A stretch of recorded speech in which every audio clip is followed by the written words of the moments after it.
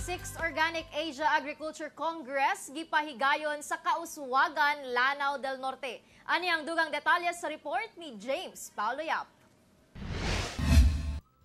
Formal na nga gibuksan ang ikaunom nga Organic Asia Agriculture Congress nga gipahigayon sa International Organic Convention Center sa Kauswagan, Lanao del Norte.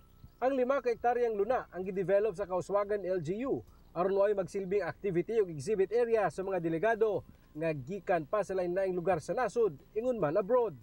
241 ka mga foreign delegates gikan sa 45 ka nasod ang may tambong sa maong panagtigom. Malakas yung will namin na we would like to develop this. Kaya it really we made it happen. Nakita namin na this is a great potential for local and foreign tourists. At saka kung mapalagyan natin ng facility na ganito, which nagkataon din na meron tayong international convention na mangyayari na napasabay na natin. Mitambong sab ang mayor sa Gyeosan County, South Korea. Kisa mo'y nag-host sa milabay tuig nga Organic Asia Congress. Present sab ang mga opisyal sa International Federation of Organic Farming Movements kon IFOAM ug miaghat kini sa mga delegado nga mas pakusgan pa ang ilang pag-promote sa organic farming.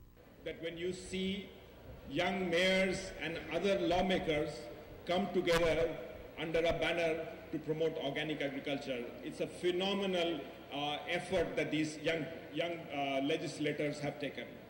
Gipasigarbo ni Mayor Romel Arnado nga 100% organic ang ilang mga tanom sa ilang munisipyo. Gani duna kunoy ordinansa ang ilang lungsod nga ginabawal ang pagbaligya sa mga inorganic fertilizers sulod sa jurisdiction sa Kauswagan, Lanao del Norte. Na those who are going to use inorganic or synthetic chemicals, pakulong namin.